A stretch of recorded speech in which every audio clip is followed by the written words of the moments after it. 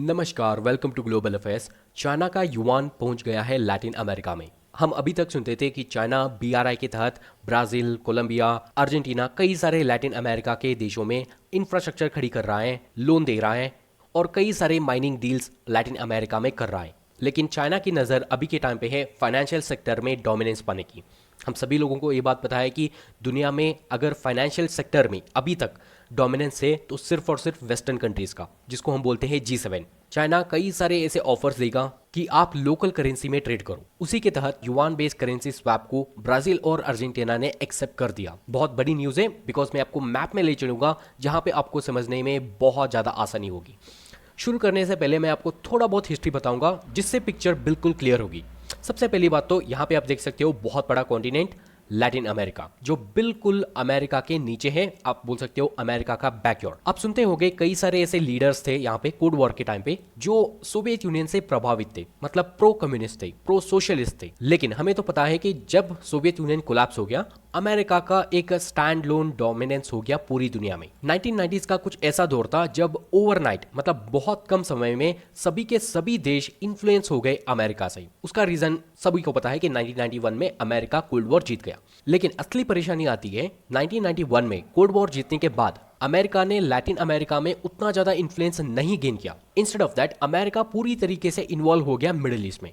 For example आप Iraq war देख लो, 20 साल तक अमेरिका यहां पे रहा। उसके बाद अफगानिस्तान, लगभग 20 साल हो गए।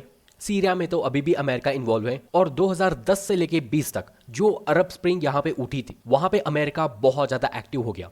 और इजराइल पैलेस्टाइन वॉर अभी भी चल रही है। तो ये सभी चीजों के रहते लैटिन अमेरिका बन गया एक ऐसा स्पेस, मतलब आप बोल सकते हो ऐसा कॉन्टिनेंट जहां पे कई सारे नेचुरल रिसोर्सेस है, रेयर अर्थ मिनरल्स, जो अभी के टाइम पे बहुत ज्यादा न्यूज में बहुत ज्यादा मात्रा में पाई जाती है। फॉर एग्जांपल चिले, अर्जेंटीना बहुत ज्यादा नेचुरल रिसोर्स रिच नेशंस है। यहाँ पे चाइना अपना पोजीशन मजबूत करते गया। 2014 में जब शी जिनपिंग बने थे चाइना के प्रेसिडेंट, उन्होंने लॉन्च किया बीआरआई, जिसके तहत चाइना कॉन्सेंट्रेट करने लगा यहाँ की माइनिंग साइट्स पे, कई सारे ऐसे इंफ्रास्ट्रक्चर प्रोजेक्ट्स में। ऐसे करते करते चाइना ने इतना इन्फ्लुएंस गेन कर दिया अभी के टाइम पे, कई सारे देश चाइना के साथ अग्री हो गए लोकल करेंसी में ट्रेड करने की। फॉर एग्जांपल अगर मैं अर्जेंटीना की बात करूं, अगस्त 30, 2023 में चाइना ने अपना सबसे पहला डायरेक्ट इन्वेस्टमेंट किया अर्जेंटीना में युआन को यूज करते हुए। इसके साथ साथ अर्जेंटीना एक ऐसा पहला देश बन गया जिसने अपना फॉरेन डेट को, मतलब आईएमएफ का लोन चुकाया युआन से। इस हद तक का इन्वॉल्वमेंट चाइना का बढ़ चुका है लैटिन अमेरिका में। ठीक उसी तरीके का एक डील हुआ है ब्राजील और चाइना के बीच में। दोनों भी देशों के सेंट्रल बैंक लगभग $27.69 बिलियन तक के जितना भी वैल्यू है उनका पेमेंट होगा अपने लोकल करेंसी के साथ। ये अग्रीमेंट है 5 ईयर टर्म, हालांकि ये रिन्यू हो सकता है आने वाले दिनों में। लेकिन ये जो एक जियोपॉलिटिकल डेवलपमेंट है ब्राजील का, बहुत ज्यादा इंपैक्ट करेगी पूरे लैटिन अमेरिका में। मैं यहाँ पे आपको फिर से समझाऊंगा मैप से।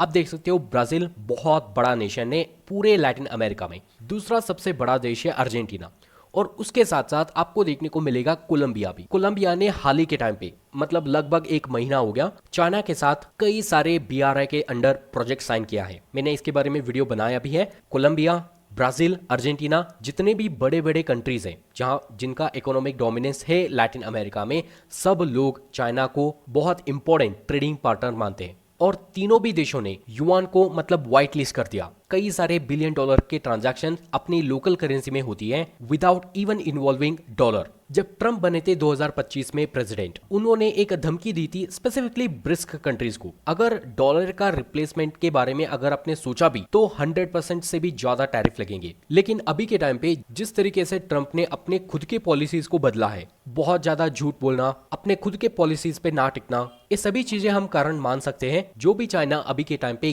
गेन कर रहा है लैटिन अमेरिका में। आई होप आपको समझ में आ चुका होगा। वीडियो आपको पसंद भी आई होगी। Please subscribe the channel, like the video. Let's see you guys in the next video.